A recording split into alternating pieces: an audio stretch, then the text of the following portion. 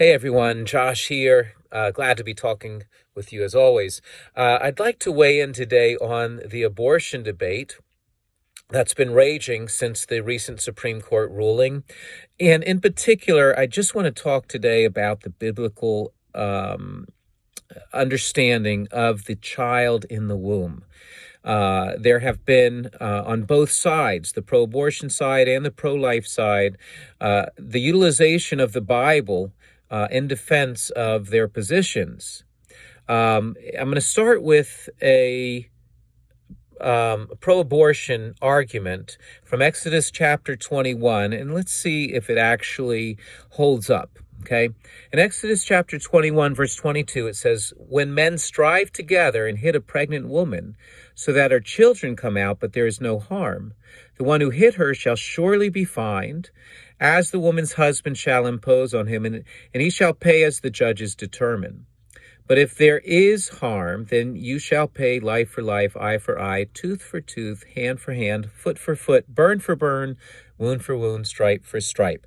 I'm going to now read this with the tilt given to it by the pro-abortionists, okay?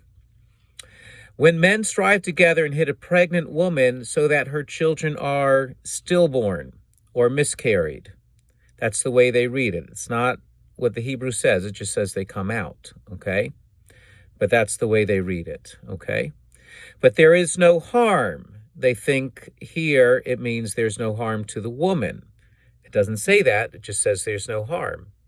"The one who hit her shall surely be fined, as the woman's husband shall impose on him." Okay, so the child in the womb dies. The woman's okay. There's only a fine.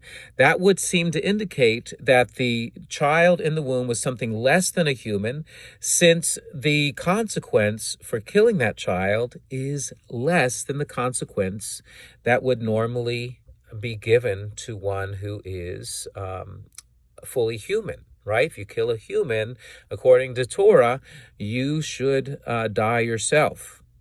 But here, a child dies, but the man is only fined. Okay? At least that's the way they read it. Okay? Now let me read it with a pro-life tilt. "When men strive together and hit a pregnant woman so that her children come out prematurely, but there's no harm, both the woman and the children are okay, the one who hit her shall surely be fined," right? Because there was some duress because of an unnatural timing in the birth of the children. "As the woman's husband shall impose on him, and he shall pay as the judges determine. But if there is harm to the woman or to the children, then you shall pay life for life, eye for eye, etc." Okay? I'm going to tell you that I have read, I believe it was 10 different commentators, Christian, secular, and Jewish commentators on this passage, and I will tell you that it cannot withhold the weight that either side would want to put on this. I don't think we can get a clear enough picture just straight from what the text says to say, see, the Bible has a pro-life stance on the status of the unborn child, or see, the Bible has that the child is something less than a human, so abortion would be okay. I think the passage is too difficult. The commentators disagreed with each other. Many of them admitted it's just a difficult passage. One of them said, look, why does it say children, plural will come, if the children, plural will come out instead of just a child comes out, right? I mean, sure, sometimes there's twins and so forth, but that's rare. Why would it say so that her children come out? And he was able to concoct an understanding of this passage that's saying, really what it's talking about is her ability to bear children in the future. And that may be, okay? I don't think that Exodus 21 should be a part of the discussion. It's my opinion. It's too complicated, too difficult to fully understand, and it's not really speaking to the topic at hand. Possibly it's not, but regardless, I wouldn't use it in an argument for either side. Okay, Numbers chapter 5. Here's another pro-abortion argument, okay? This is an odd chapter. This is a man is jealous, feels like his wife has been cheating on him, but he's got no proof. He takes her to the priest. The priest puts together a concoction that she is to drink. And if she drinks it, and she's innocent, no harm will come. If she drinks it and she's been promiscuous, then harm will come. All right, so let me start here at verse 27, now that I've kind of given you the setup. And when he has made her drink the water, then, if she has defiled herself and has broken faith with her husband, the water that brings the curse shall enter into her and cause bitter pain, and her womb shall swell, and her thigh shall fall away, and the woman shall become a curse among her people. And I've seen this a couple times where the pro-abortion side will say he's inducing a miscarriage on purpose, okay? But it doesn't say that. It says something odd here, right? Her thigh shall fall away. And in other words, it seems to me that this passage is talking about harm to the woman. And that's, I looked up over 20 different translations of this. And you can do that very easily at BibleHub.com. You go to the parallel Bible passages, look it up yourself, right? Over 20 different translations of this, and none of them gave any indication that the harm is to the child or that a miscarriage is involved. So I think that the use of Numbers 5 is just either very shoddy work on the part of certain pro-abortionists, or it's being used unfairly on purpose. Numbers 5 should not be a part of this discussion. Now, let me go to some pro-life arguments for using the Bible to bolster the pro-life side. Psalm 139, verse 13. The psalmist is praying to God and says, "For you formed my inward parts, you knitted me together in my mother's womb." I think this is a strong argument for the pro-life side. Okay, you might say, well, you're being biased. I am unabashedly pro-life, but I just don't see how you get around this. God is knitting that child together in the mother's womb. Now, for those of us who believe in Yeshua, Jesus, as the Messiah, what does he do? When asked about divorce, he says that God made Adam and Eve one flesh, Genesis tells us.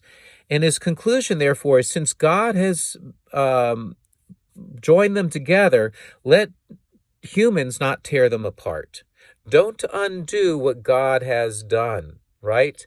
And this seems like we can apply the same principle here. If God is knitting that child together in that womb, don't undo what God is doing, okay?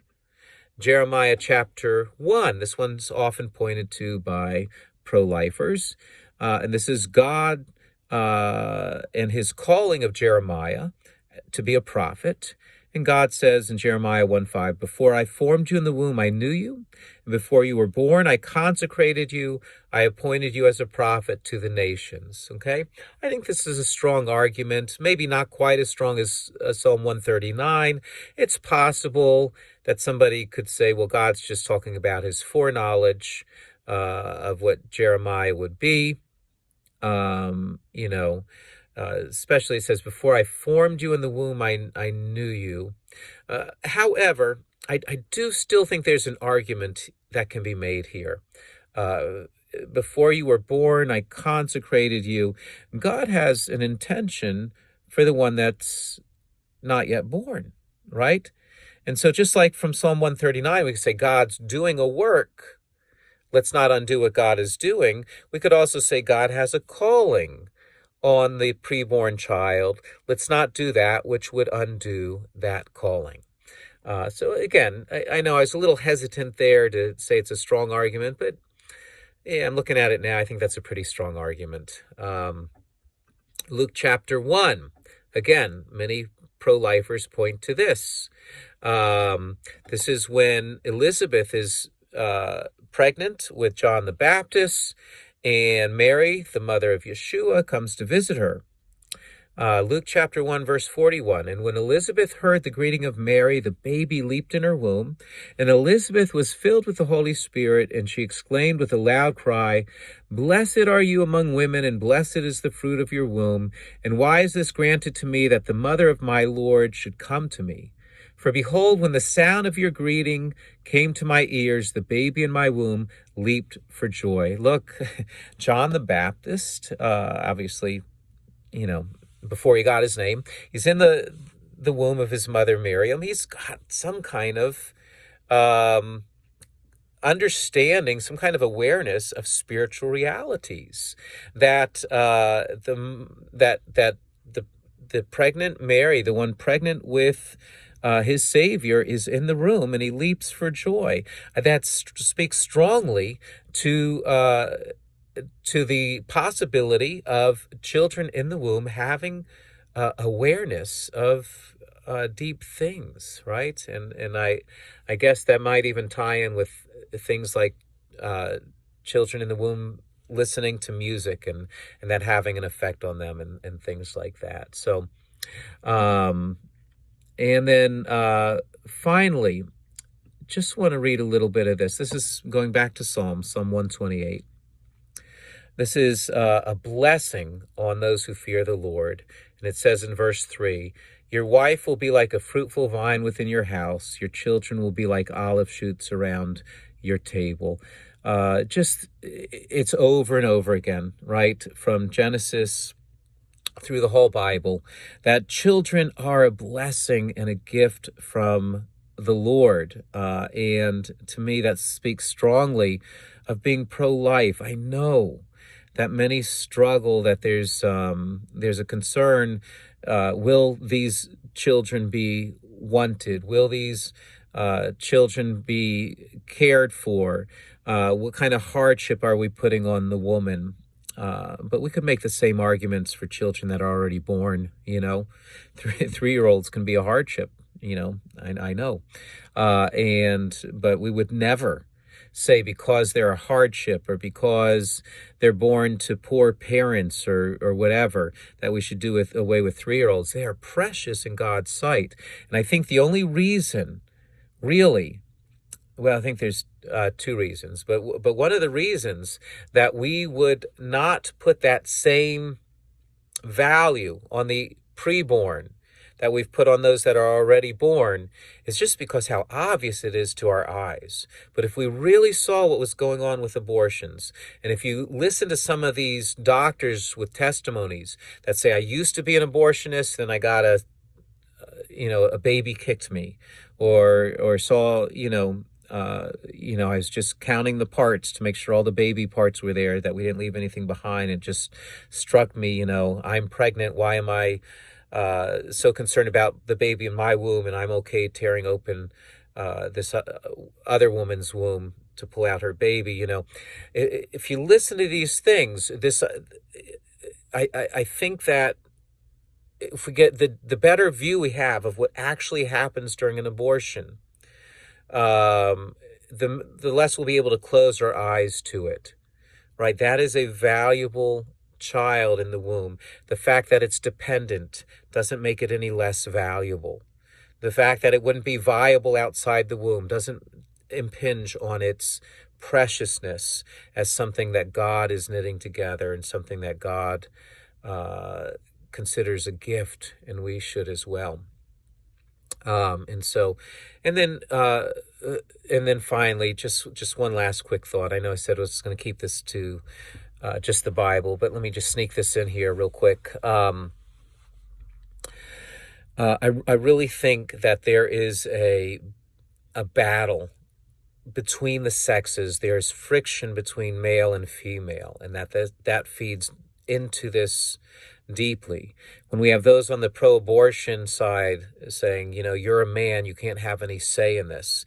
What they're doing is they're saying, rather than discussing what's right and wrong, I'm going to make this about male and female. And who are you to have say in my life? That kind of betrays an underlying animosity or woundedness from men. And men This is in large part our fault when we have failed to really value women. When we support teachers and preachers that demean women, that's terrible. When we when men look at pornography, that speaks to women that, hey, we're just, in men's eyes, we're just sexual meat. When we feel like, cleaning a toilet is a woman's job, it's beneath us, or when we care more and give more attention to the attractive female in the room rather than valuing all females. When we close our ears because who's a woman to speak to us or whatever. When we do that, what we're doing is we're setting up an animosity towards women that strips them of value. It doesn't really strip them of value, but that's the message they're getting, that they have no value. And so then there becomes this underlying animosity towards men, and abortion is then seen in that light. Oh, here's just another place where men are trying to rule over me, or men are trying to tell me what to do with my body, and absolutely not. And then abortion is then seen in that light instead of in the light in which it should really be seen, which is what is going on here inside my womb, And so if we can heal that between the sexes, right? Men, it's got to start with us, right? Women are in every way are equal. They're different than us, and they have different strengths than us, and we have certain strengths that, that maybe they don't have quite as much, whatever. But regardless, we're equal, absolutely equal. I can't imagine my life without my wife's wisdom or my daughter's insights. They help keep me on track, and I value them and I love them, and I wasn't always that way. I was kind of pigheaded in the past, and I see the pain that brings. And so we can't be that way, right? Let's value women. Let's not open up our Bibles and say, see here, it says man's the head. Let's open up our Bibles and look at Yeshua and say, oh, here's the way that Yeshua elevated women, by counting them amongst his disciples who would sit and learn at his feet, by choosing them to be the first ones to bear witness to his resurrection, by dying for them every bit as much as he died for men. Let's follow in his example of valuing women and of serving one another, and begin to heal that friction. And then as we do our part, then hopefully women can extend their forgiveness towards us, towards overly sexualizing them and demeaning them in various ways. And they can start to see their value from God. And then we can approach this abortion issue for what it really is, rather than within the context of animosity between the sexes. All right, God bless you.